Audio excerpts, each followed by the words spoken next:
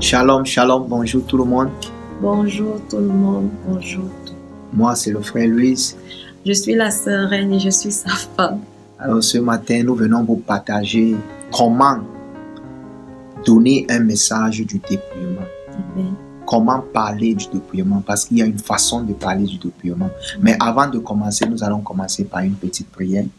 Père éternel, nous te bénissons ce matin. Merci encore pour cette grâce, cette opportunité que tu nous donnes de venir partager ta parole. Remplis-nous de ta sagesse.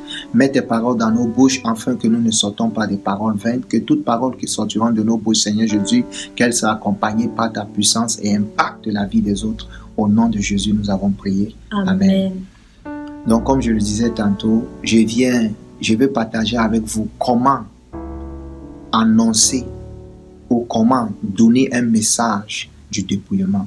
Déjà, je parle du dépouillement parce que ça ne concerne pas que les femmes. Le dépouillement concerne tout le monde. Et selon la parole que la sœur doit lire, si tu peux me lire cette parole. Je vais lire 1 Thessaloniciens, chapitre 5, verset 23. Je lis la parole au nom de Jésus. Amen.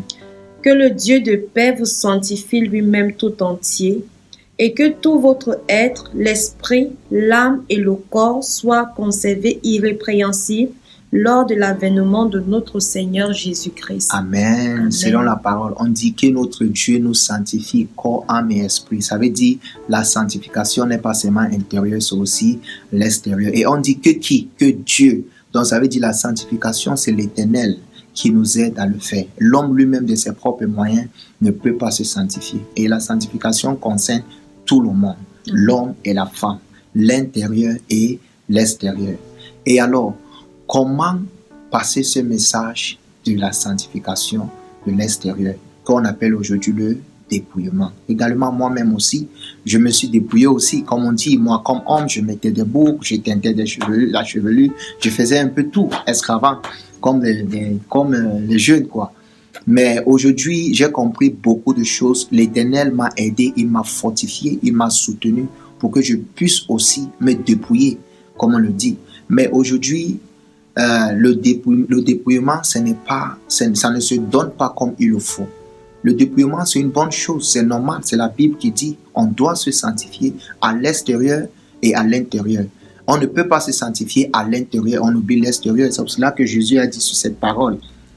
Si la sœur peut nous lire cette parole. Nous allons lire maintenant Matthieu chapitre 23, à partir du verset 24 jusqu'au verset 27. Amen.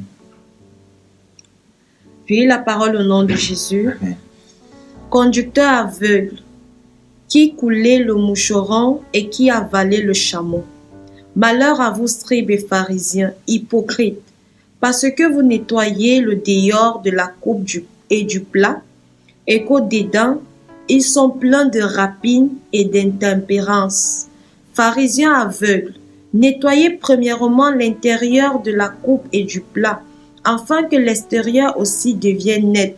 Malheur à vous, scribes et pharisiens, hypocrites, parce que vous ressemblez à des sépulcres blanchis qui paraissent beaux au dehors et qui au dedans sont pleins de sements de mort et de toute espèce d'impureté. Amen. Parole du Seigneur. Nous rendons grâce à Dieu. Amen. Et vous voyez, la parole est en train de dire, c'est à partir du dedans que l'extérieur devient propre.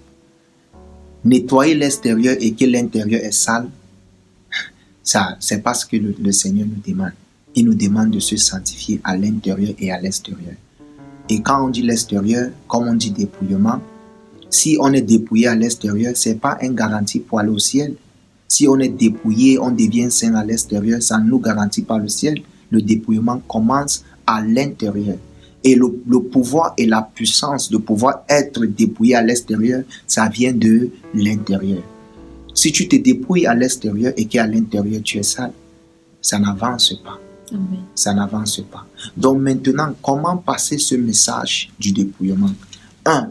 Le dépouillement, ça vient de l'Éternel. La force, le courage de résister et de le faire, ça vient de l'Éternel. Tu ne peux pas voir chez quelqu'un et tu pas te dépouiller. Je prends l'exemple du dépouillement des femmes. Peut-être une femme comme ma femme avec le foulard. Il ne s'agit pas de tirer une perruque et mettre un foulard, non. ça commence à l'intérieur et c'est l'Éternel qui te prépare. Aujourd'hui, la plupart des messages de dépouillement, c'est je salue déjà toutes ces femmes qui sont dépouillées, mais il ne faudrait pas qu'on passe ces messages pour effrayer les autres. Et il ne faudrait pas qu'on se glorifie. Parce que tout ce qu'on fait pour le Seigneur, on ne doit pas se glorifier, on doit se glorifier. Ça vient du Seigneur. Il a dit par la foi, par la grâce, nous avons été sauvés. Nous ne devions pas se glorifier de nous-mêmes. Nous devions rendre toute la gloire au Seigneur. Donc le dépouillement, c'est une grâce, c'est une bénédiction. Ça vient de l'Éternel et toute la gloire lui revient. Ce n'est pas un instrument de menace pour les autres. Ce n'est pas un instrument de menace pour les autres. Ce n'est pas un instrument d'effrayer les autres. Ce n'est pas une garantie. On ne se vante pas avec pour dire je suis dépouillé, j'irai au ciel. Non, ce n'est pas ça. Et lorsque nous avons un message de dépouillement, nous devions comprendre que il y en a certaines personnes qui sont fragiles. Il y en a certaines personnes qui ont la volonté de se conduire, de s'y mettre avec le Seigneur, qui n'ont même pas encore reçu l'Esprit de Dieu, qui ne sont même pas encore solides dans la foi. Et on vient les parler du dépouillement. Ça ne marche pas comme ça. Ça, c'est effrayer la personne.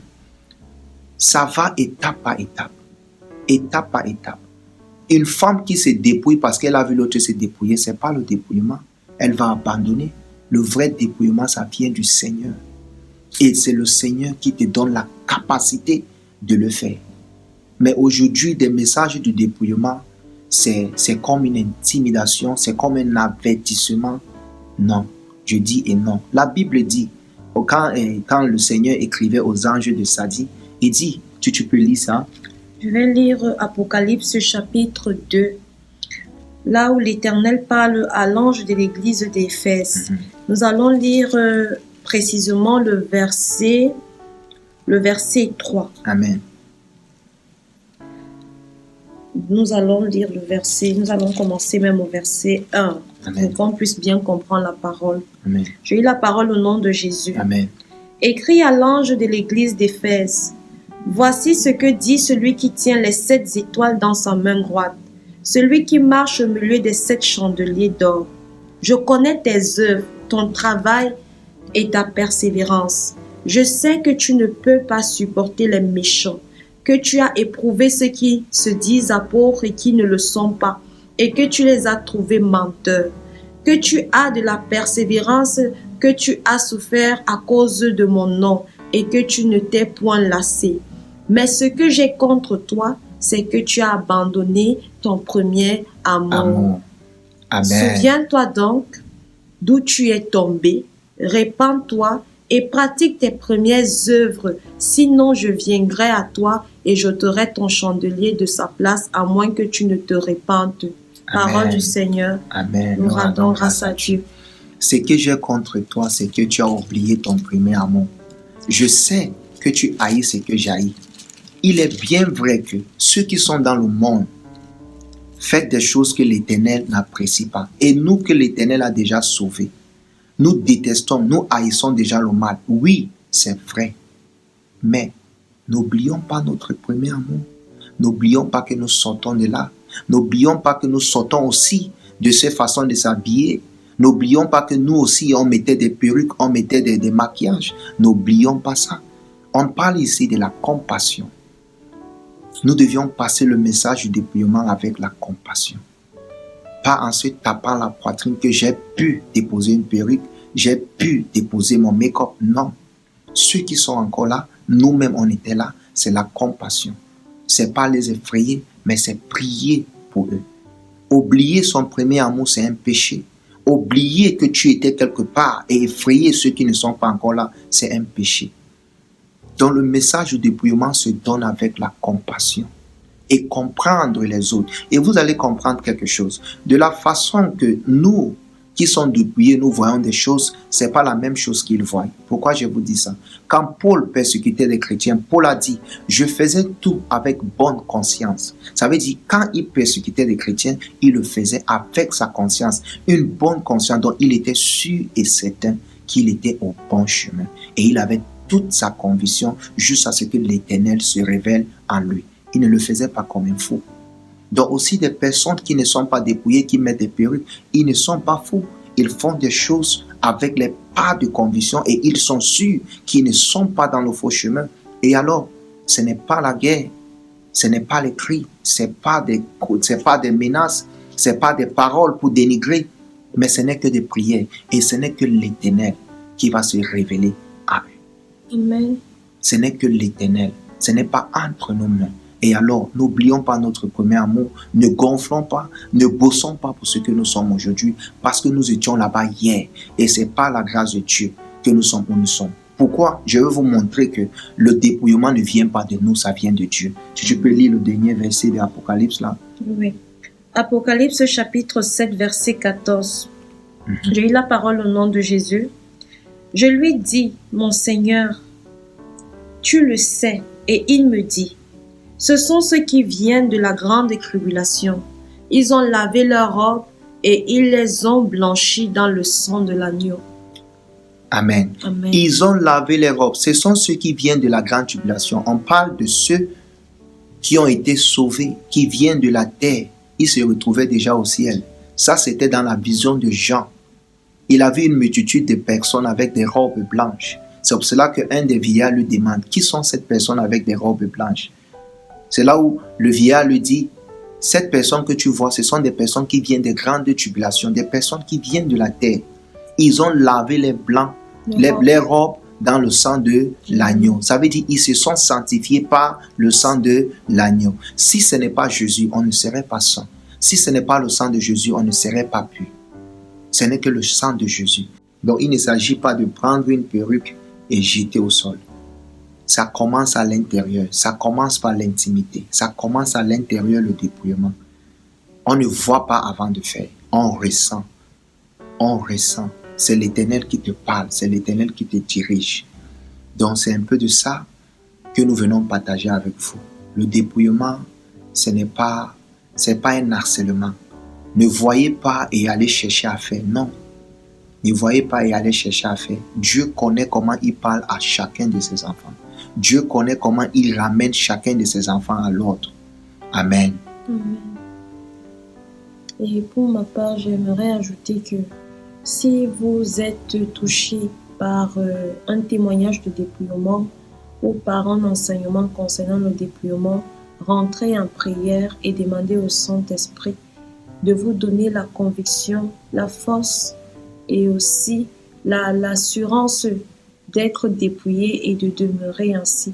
Parce que le but n'est pas de commencer, le but est de terminer. C'est pourquoi le roi Salomon dit dans Ecclésiaste, mieux vaut la fin d'une chose que son commencement.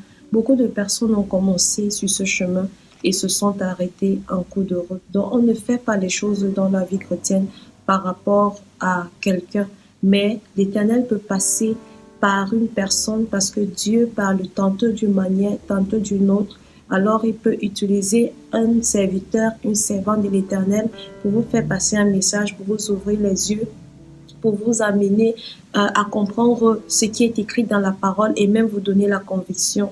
Mais ça ne veut pas dire que vous-même, vous n'avez pas un effort à fournir et que vous devez tout simplement copier ce qui vous a été donné dans votre vie sans discernement. Donc, c'est ce que je voulais ajouter par rapport à ce message. Shalom à tout le monde. Shalom à tout le monde. Soyez bénis. Soyez bénis. Que l'Éternel vous bénisse. Bye. Bye.